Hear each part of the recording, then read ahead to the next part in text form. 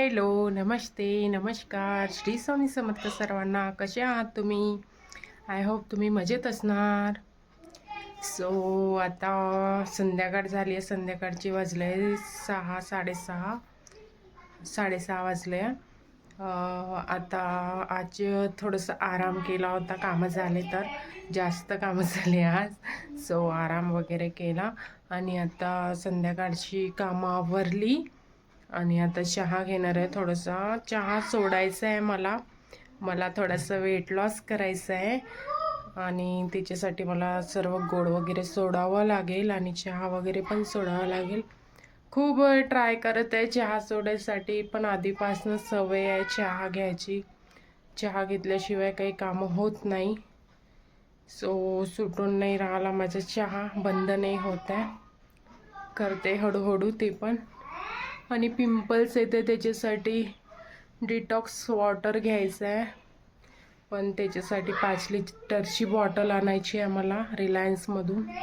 जेव्हा बॉटल आणेल तेव्हा डिटॉक्स वॉटर पण मी घ्यायला सुरुवात करणार. आता मी तुमच्याशी माझा हॉल मी कसा डेकोरेट केला आहे आणि किती मोठा आहे ते शेअर करणार आहे. बघा, मी WCL वर्करची वाईफ आहे. आम्ही WCL कॉलनीमध्ये राहतो. आम्ही आधी कावरापेठमध्ये राहत होतो. आता आम्हाला 3-4च महिने झाले येऊन इथे WCL कॉलनीमध्ये. आणि तुमच्या प्रेमाने आणि स्वामीच्या कृपेने स्वामी आपलं घर बनवणार आणि स्वामीच्या घरात आम्ही राहायला जाणार. ते पण होणार 5-6 वर्षामध्ये, नाहीतर 2-3 वर्षामध्ये. तुमच्या प्रेमाने आणि स्वामीच्या कृपेने होईलच, टचवूड. आणि तुमच्याशी शेअर करते हॉल WCL कॉलनीचा. स्टेप आहे आणि ते कुंड्या लावल्या आहे ते तर तुम्हाला माहीतच आहे, मी शेअरच केलं होतं. असं बाहेरचं आहे. आता इथे कलरिंग करायची आहे आणि हा आमचा हॉल आहे. दरवाजेच्या समोरच आम्ही सोफा ठेवला आहे L साईजचा. इथे मी 2 जार लावले आहे, त्याच्यामध्ये मनी प्लांट लावले. मला खूप आवड आहे झाडं मनी प्लांट लावायची. इथे साईबाबा आहे, इथे माझ्या मिस्टरांचा आणि डोगूचा छोटासा फोटो आहे. इथे एक वेल लावून घेतली आहे आणि इथे अशी छोटीशी रॅक आहे, तिथे मी कुंड्या ठेवून घेतल्या आहे, इंडोर प्लांट्स.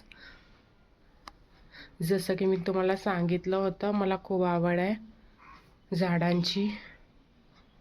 आणि इथे टी टेबल आहे, मी चहा घेणार आहे आता. इथे चहा पण ठेवला आहे, इथे पण एक प्लांट लावला आहे.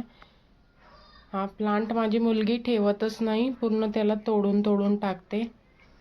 आणि इथे पण हे प्लांट्स ठेवले आहे इंडोर. हे माहीत नाही खराब होत आहे काय झालं तर.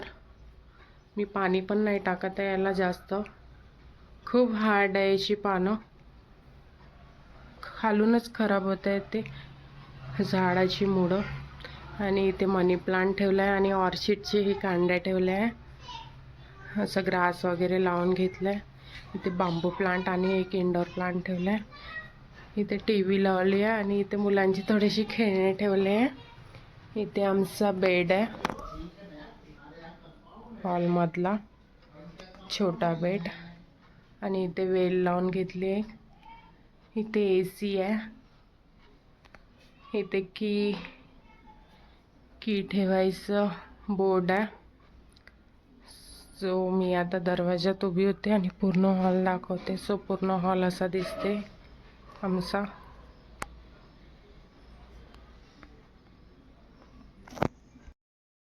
असं मी हॉल डेकोरेट केला आहे. मला घर डेकोरेट करायला खूप आवडते. आणखीन काही गोष्टी करणार होते, पण आम्हाला दुसऱ्या क्वार्टरमध्ये जायचं आहे कारण माझा हेल्थ इश्यू आहे थोडंसं आणि मुलं पण छोटे आहे. स्टेप उतरावं चढावं लागते. त्याच्यासाठी केलं आहे, पण माहिती नाही ते केव्हा होते. मीटिंग्स समोरच चालले आहे. हे पण छान आहे, इथे पण लगाव लागला आहे आमचा आता. छान वाटते इथे पण. इथे एक हॉल, एक किचन, एक बेडरूम आणि एक देवघर आहे. संडास बाथरूम आहे, छान आहे हे पण. आणि एक बाल्कनी आहे. पूर्ण घराची टूर देईनच मी काही दिवसात. आता चांगलं सेट व्हायचं आहे सामान वगैरे. आज मशीन वगैरे आणली, वॉशिंग मशीन, ते पण सेट करायची आहे. सो असं आहे हॉल.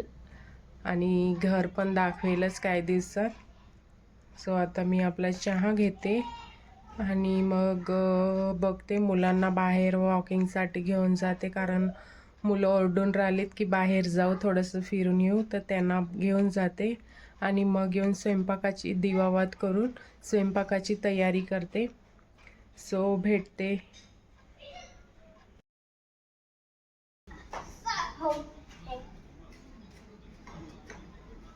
बॅट कोण नाही घेतले?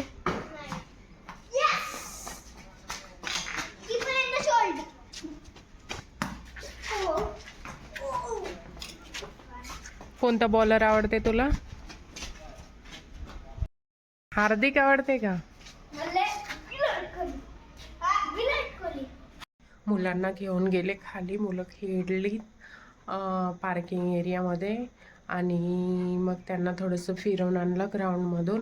आता मी स्वयंपाकाची तयारी करते. दिवावाद्य लावून झाला माझा, पूजा छान करून घेतली आणि आता स्वयंपाकाची तयारी करून स्वयंपाक आवरून घेते मी आता. फुलकोबीची भाजी, वरण भात पोळी करायची आहे मला.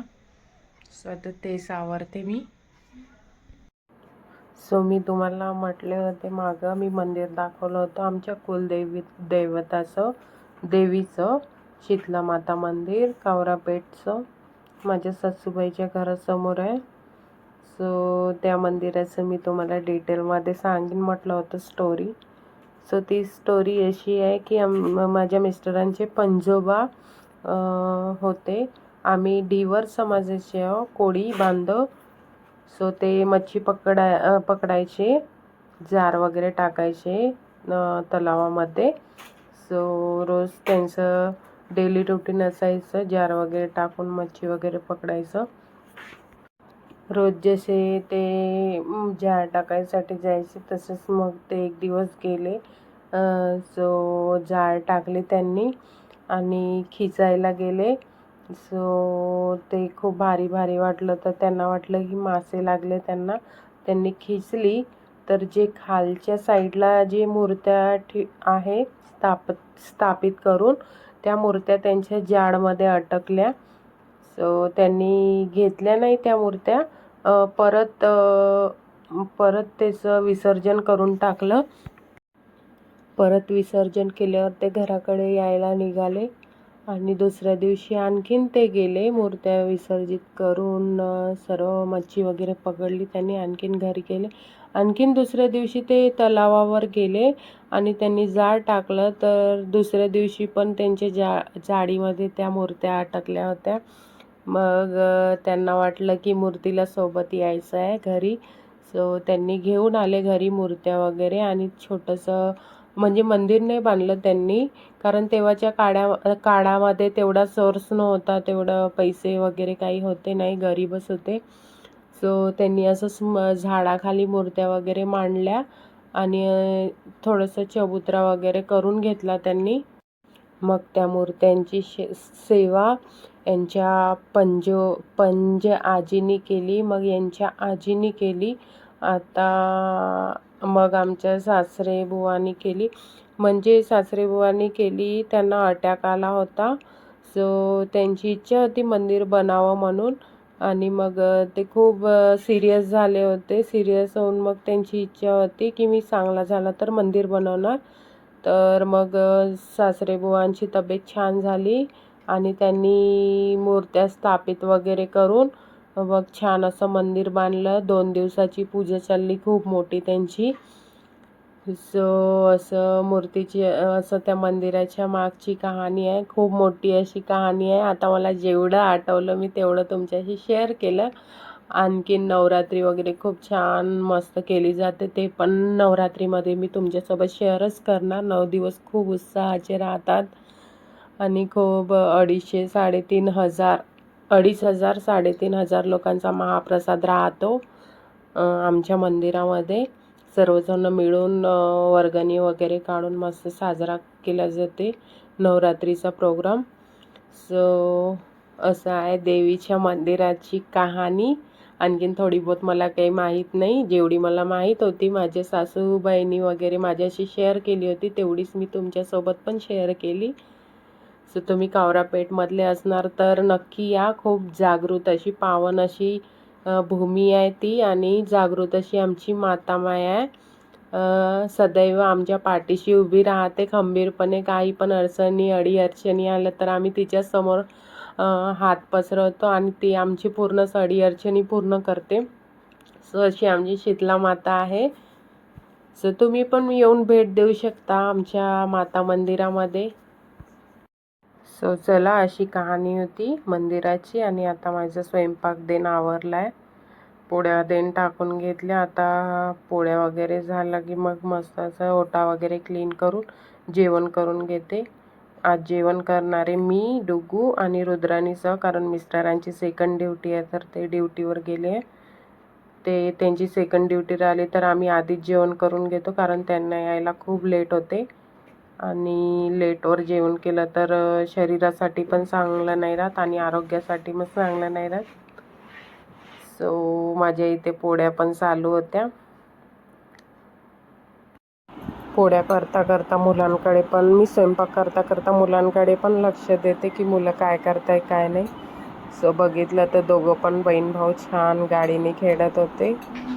मारापेटी पण करतात आणि खेळतात पण. बहीण भावांचं नातंच तसं असते, कधी गोडवा, कधी प्रेम, कधी मारापेटी. दोघं पण छान खेळत होते गाडीने. लक्ष नाही दिलं तर त्यांची मारापेटी चालू होते. सो मला ते पण करावं लागते. वगैरे देणं आवरून घेतला, ओटा वगैरे छान क्लीन करून घेतला. ओटा क्लीन करून घेतला. मी स्वयंपाक झाल्याबरोबरच ओटा वगैरे सर्व क्लीन करते आणि मगच जेवण करते. सो सर्व ओटा वगैरे क्लीन करून आता जेवण करायला घेते. व्हिडिओ आवडल्यास लाईक, शेअर अँड सबस्क्राईब करा. कमेंट करायला विसरू नका. भेटूया उद्याच्या एक नवीन व्लॉगमध्ये. श्री स्वामी समर्थ सर्वांना. बाय.